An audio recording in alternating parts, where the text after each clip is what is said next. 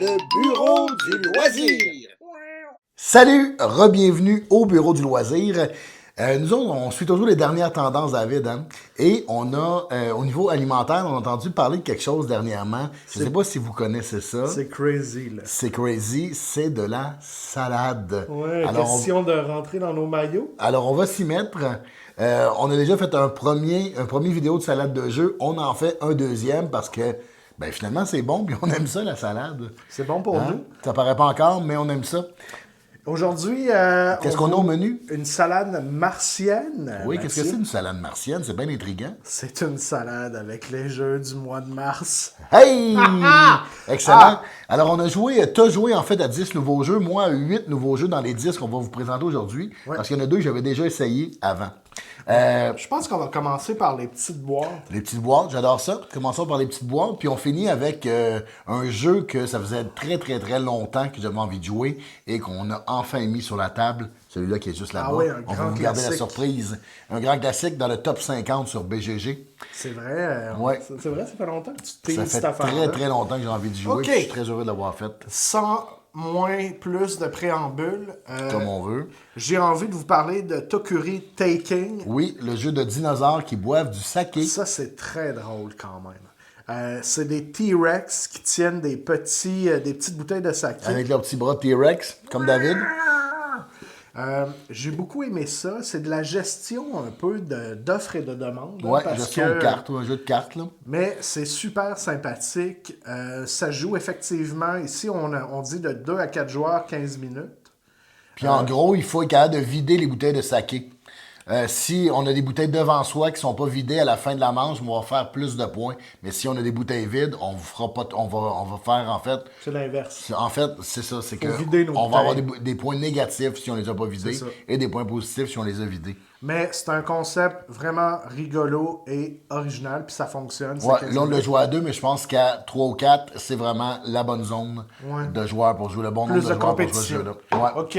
Allons-y de mon côté avec le The Shadow Theater, la légende du roi singe. Un autre concept original, Mathieu. Ouais, on dans un théâtre d'ombre, puis on raconte l'histoire du roi singe. Ouais. Et c'est un jeu vraiment où on va faire de l'alchimie ludique, si on veut, dans le sens que on va se placer à un endroit, puis on va transformer des ressources. C'est un jeu de transformation de ressources. On a des petits singes aussi, il faut les nourrir. Ouais. Sinon, ils meurent. C'est un jeu qui joue exclusivement en 20 minutes, 10 ans et plus. Je pense qu'il va falloir y jouer. Là, on vous parle de première impression aujourd'hui. On a juste joué une fois à celui-là. On n'a pas fait de tournoi de Shadow Theater. Non, à Macao. On n'a pas fait ça. Mais ça a été agréable, mais je sais pas si c'est un jeu qui va rester très très longtemps dans la collection. Peut-être pas. Peut-être pas. Parce qu'il y en a beaucoup quand même. Ouais. Par contre, ce qui risque de rester dans la collection, c'est In Front of the Elevator. Oui. On en avait parlé avec Marc Larivière, c'était dans ses tops. Fait que, comme on n'a pas de personnalité, on l'a essayé tout de suite. Non, c'est pas vrai, on a de la personnalité. Ben oui, on veut justement épouser ce que nos invités nous disent. J'adore ça, un autre concept un peu farfelu. Tu fais la file pour rentrer dans l'ascenseur. Puis Ouais. là, chaque carte a une espèce de petit pouvoir de passer devant les personnes âgées ou derrière les personnes âgées ou devant la femme ou derrière le mari. Puis, il y a une tension qui grandit au fur et à mesure parce que tu vois la fin de la partie arriver. Puis, tu veux faire des points en plaçant les personnages de ta couleur ou de ta famille. Ouais. À 2, on a chacun 2 couleurs, donc on va essayer de placer les personnages de nos deux couleurs dans les ascenseurs. Puis les ascenseurs ont certaines spécificités. Si le papa et le grand-papa entrent dans un, ça va faire plus de points. Admettons, ça va doubler les points. Fait qu'il y a toute cette mécanique-là aussi. C'est un tout petit jeu aussi. Le Pâques s'en vient, c'est idéal pour cacher dans le lapin. Oui, ça rentre dans une poche de veston intérieur. Alors, on va continuer avec un jeu qui s'appelle Morille, un jeu de champignons. Hein, mais ça précède toute la vague de jeux sur la nature qui existe, parce que ça, c'est un assez vieux jeu, je pense, de 2017. Un précurseur. Ouais, c'est pas vieux, mais 8 ans, mettons quand même. Donc, c'est un jeu de 2017. Ça ressemble beaucoup au jeu de la gamme Lost Cities. Tu sais, je me souviens plus qui c'est qui faisait ça, mais Targi.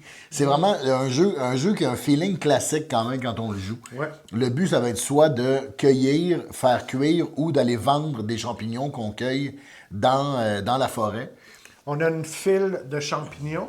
Les 2 premiers sont toujours gratuits. Ouais. Puis ensuite, si tu veux obtenir d'autres champignons plus loin, Faut que tu payes en bâton de marche, en Fait que bâton tu- d'exploration. ouais, fait que tu gères un peu cette affaire-là. Là. Des fois, ça vaut la peine de dépenser tous tes bâtons pour aller chercher justement la morille. Ouais. Parce qu'elle te permet de faire beaucoup de points. Il y a Mais comme- sinon, moi, l'affaire la plus intrigante du mécanisme, c'est que quand les champignons ne sont pas achetés, Ouais. ils sont jetés Ouais. au bout.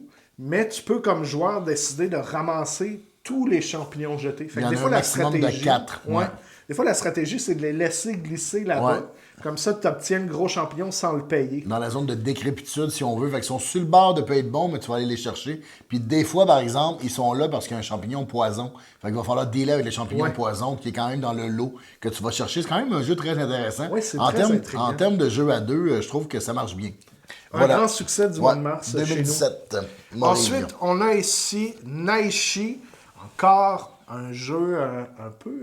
c'est un mot asiatique pour le bureau du loisir. Oui, on dirait. Ça, c'est un jeu de Onjutsu de Mathieu Berry, qui est un YouTuber aussi, un autre YouTuber qui a bravo. créé un jeu avec un de ses collaborateurs. Très bon jeu. On a eu beaucoup de plaisir à jouer à ça, Naishi.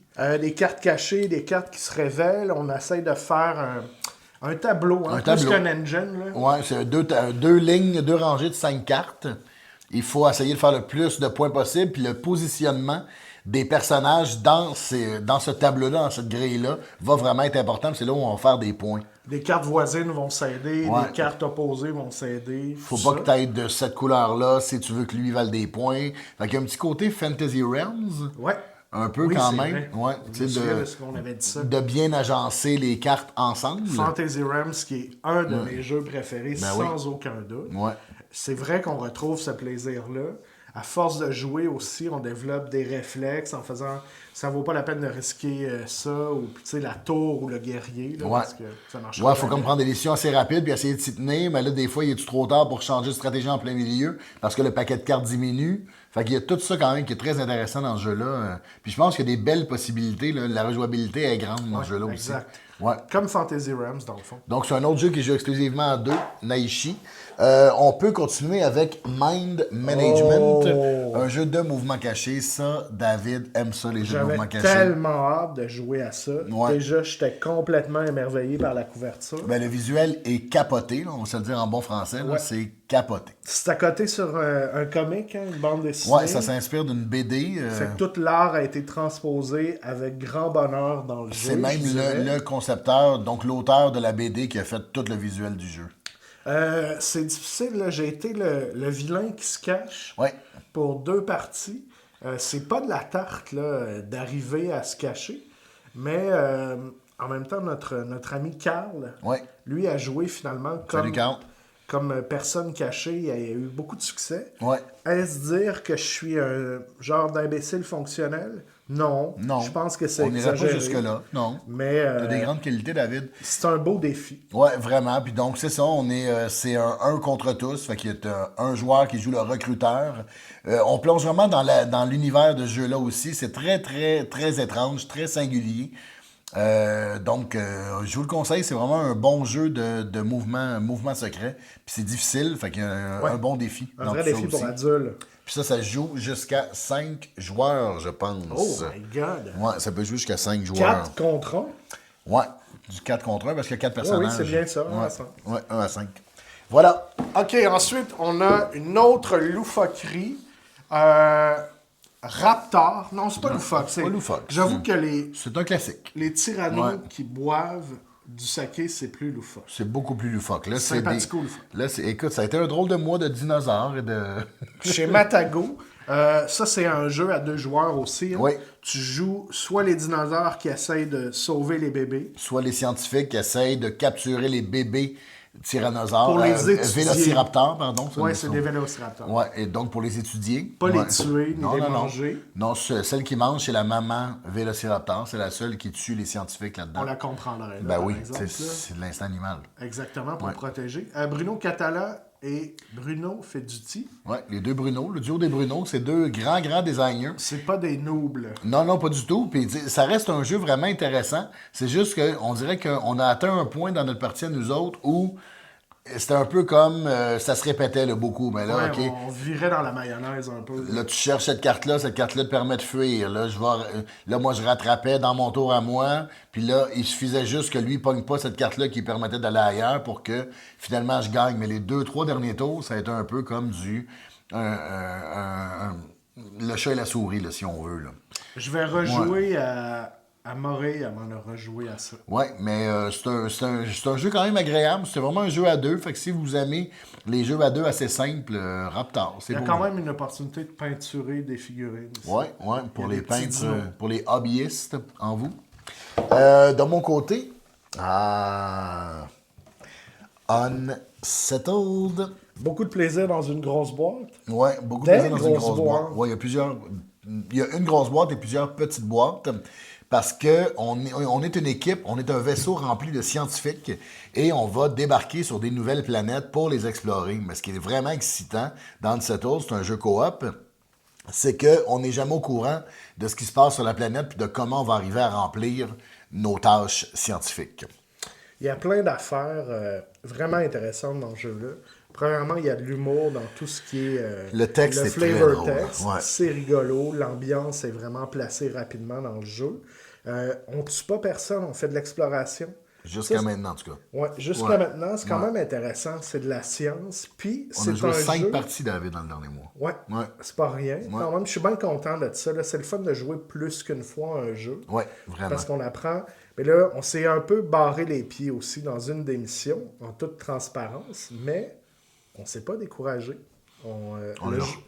Le jeu est assez agréable pour qu'on ait envie de persévérer. On l'a refait 3 fois. Celle-là, on est rendu à notre troisième, quatrième, là? Troisième fois. C'est très Ouais. difficile. Ouais. Puis j'ai le goût de vous dire, il y a plein de petites affaires intéressantes. Par exemple, c'est un jeu qui appelle à explorer et à prendre des risques. Ouais. Ça fonctionne pas, mettons, si tu te blesses pas un peu ou si tu n'essayes pas un petit peu des affaires. Ouais, il faut essayer. Tu trouves un champignon étrange, puis là, tu sais, ton instinct premier te dit de pas le croquer, mais finalement, tu le croques, puis il y a quelque chose qui apparaît en ça qui hallucination t'aide qui va t'aider finalement. à résoudre, Donc, c'est vraiment au niveau de l'aventure, c'est vraiment très bien. On va peut-être faire une série là-dessus, hein, tu sais, de courtes entrées au bureau du loisir, genre le journal de Unsettled, parce qu'il y a plein de planètes à explorer. On vous parlait, quand on a fait notre vidéo sur Daybreak, à quel point c'était coop, qu'on n'a pas le choix qu'à tout instant d'être dans la coopération, mais c'est pareil pour ce jeu-là, parce qu'on peut beaucoup aider les autres, même quand c'est à leur tour à eux et pas notre tour à nous. Fait qu'on a toujours, nos pouvoirs sont toujours effectifs, même quand c'est sur le tour des autres. Fait que c'est très, très engageant. Il n'y a pas de temps mort dans ce jeu-là. Aucun temps mort. Ça se joue à plusieurs. Nous, on le joue à deux. Puis ça nuit pas. Parce que, dans le fond, si on était plusieurs, on précipiterait. Tu sais, c'est comme égalisé par le mécanisme. Là. Ouais. L'ennemi dans ce jeu-là, c'est le temps, en fait. Toutes les actions consomment du temps. C'est une ressource, mais il faut vraiment bien l'utiliser, en fait. Mais gros coup de cœur, quand Ouais. même. Là. Unsettled. Sinon, On peut parler de Sankoré, ouais. le jeu qu'on n'a pas physiquement, parce qu'il y a un ami qui nous l'a montré. On salue Francis. Qui devrait être avec nous bientôt pour nous faire son top 5, notre ami Francis. Oui, on a mis un petit sentier avec des M&M pour Ouais. l'attirer jusqu'ici. Il s'en vient tranquillement, là. Ouais, il va nous présenter son top 5 de joyaux cachés. Je pense que ça va être... Je savais pas dit, mais ça a changé. Donc, de joyaux cachés, des jeux qui méritent plus d'amour. On aime ça J'adore poser cette ça. question-là. Puis Francis va venir nous faire Ouais, ça. Fait quelle que, grande on t'attend, idée. Francis. Le dernier... Non, mais Sankoré, on va en parler rapidement, même Ouais. si on n'a pas la boîte. là. Ouais. C'est un euro lourd avec plein de choses à faire. Des jeux qui me font peur des fois. On est dans la même ligne que les érudits. Oui, c'est un C'est quoi jeu... le vrai nom des érudits? C'est ça. Les érudits Juste les érudits. Les érudits du Tigre du Sud. C'est ça que je voulais que tu dises. Ouais. Mais oui, on est un peu dans le même, puis la même région du monde, en fait, dans le croissant fertile. Ouais. Aux grandes époques du début des mathématiques arabes. Ouais. Tu sais, L'éducation, tu as des étudiants qui vont à l'université, qui remplissent des cours dans les matières. La grande affaire de ce jeu-là, je trouve, c'est que il y a beaucoup de choses sur le tableau et les choses, ces actions-là possibles, j'aurais arrêté de dire les choses, là, elles sont bien interreliées. Ouais. Ça fonctionne bien, tu touches un peu à tout. Mes craintes ont été complètement là, rassurées. Ouais, parce que c'est le même concepteur que Merv. Ouais. la route de la soie, au cœur de la route de la soie, puis nous, on n'avait vraiment pas aimé ça. On parle pas Merv. souvent au bureau des affaires qu'on aime pas. Non, c'est ça, mais celui-là, Merv, on avait... n'avait pas aimé ça. Ouais, puis Sankore, c'est très, très original, même la manière de scorer des points. Je dirais la plus grande originalité de ce jeu-là, c'est beaucoup ça, c'est qu'on dirait qu'on comprend pas vraiment au début, les 2, 3, 4 premières manches, comment on va arriver à faire des points dans ce jeu-là, puis à un moment donné, ça nous apparaît clair. Oui. Et ça déboule à partir de ce moment-là, parce qu'on peut essayer de précipiter la fin de la partie. Mathieu, ça ressemble à un étudiant qui finalement comprend Et là, est toute la capable richesse de faire sa rédac, son sujet d'étude. faire sa dissertation, Mais, là, avant ouais, ça leur fa- limite. Les parties, les différentes actions se parlent, elles se répondent. Pour ceux qui me connaissent, là, vous savez, le fameux « tu peux faire ça, mais tu le fais jamais », ça n'arrive pas dans le jeu-là. On est arrivé à débloquer pas mal Ouais. tout ce qui était débloquable. Fait qu'on perd pas notre temps, c'est pas frustrant. J'ai préféré ça aux érudits, je pense, à cause de ça. Ah. Bon sentiment à ce niveau-là. Finalement, Le dernier jeu dont on a envie de vous parler, que j'avais envie de jouer depuis tellement longtemps. le grand classique. Ben oui, moi, c'est un designer que j'aime beaucoup. Vladimir Suchi et son Underwater Cities. C'est un designer qui a fait, entre autres, Last Will, qu'on aime beaucoup aussi, là, le jeu Ouais. dans lequel il faut que tu dilapides ton héritage familial J'adore ce pour jeu-là. montrer que tu es capable de bien gérer ton argent. Ou de C'est pas qu'on le aime ça. gérer, là, Ou c'est de ça, pas le là. gérer. Très drôle. Non, capable de profiter de la vie, en fait. C'est ça, je pense. Il Ouais. faut que tu sois capable de montrer que tu es capable de profiter de la vie. Fait qu'il faut que tu amènes ton cheval au restaurant, etc. Mais donc, dans Underwater City, c'est beaucoup plus sérieux. C'est pas rigolo ici. Non, c'est Mais, pas très rigolo. Quoi qu'il y a un dauphin qui nous insulte, ton Ouais. assistant personnel. Le mien, en tout cas, c'est un dauphin qui m'insultait. Mais on va essayer de bâtir vraiment des villes sous-marines, hein, le nom le dit, puis de relier par des tunnels ces villes-là entre elles. Essayer de faire des usines, des fermes, des usines de dessalination et un laboratoire. Si c'est connecté à des villes, c'est adjacent à des villes, ça va nous rapporter des points et des ressources au fur et à mesure de la partie. C'est pas SimCity. Non. On est plus dans la gestion un peu. Mais moi, je vous dois avouer quelque chose. Je me suis fait prendre un peu à l'affaire. J'ai arrêté de regarder comment faire des points en fin de partie. Puis je me suis plu à développer ma ville. Ouais, pour qu'elle soit belle, sa table. Ouais, c'est de la planification urbaine aquatique. Tu avais sûrement la plus belle ville, la ville, entre nous deux. Mais Merci, juste la mienne Mathieu. a fait plus de points. Mais pas beaucoup. Pas beaucoup. Pas beaucoup. Mais sinon, dans ce jeu-là, ce qui est vraiment le fun, c'est qu'on a espèce de 3 petites plaquettes pour ouvrir des sas. Puis les sas, c'est là où on va faire nos actions. Ouais. Fait que c'est un jeu de placement d'ouvriers. Les plaquettes représentent un peu nos ouvriers. Mais il va falloir être capable de pairer ça avec une carte.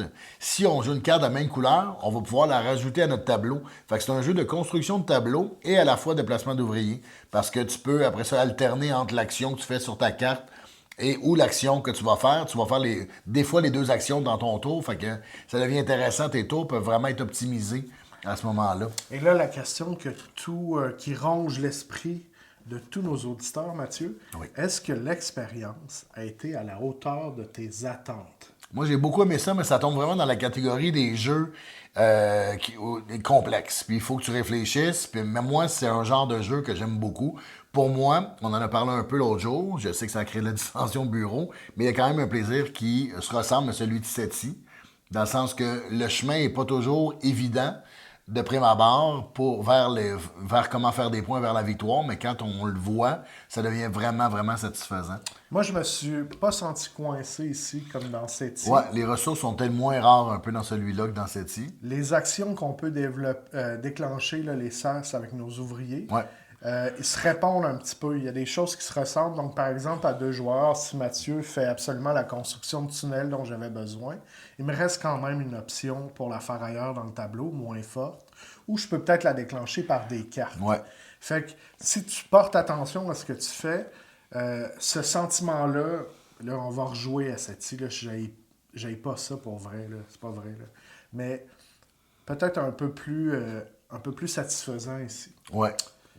Mais Est-ce que c'est un jeu qui est daté? T'as-tu l'impression qu'on était dans du Moi, vieux j'ai pas eu cette gaming? impression-là parce que, tu sais, On dirait que pour moi, les jeux qui datent, ça va être vraiment des trucs où c'est juste comme des petits cubes de carton, là, mettons. Le jour de paye ou.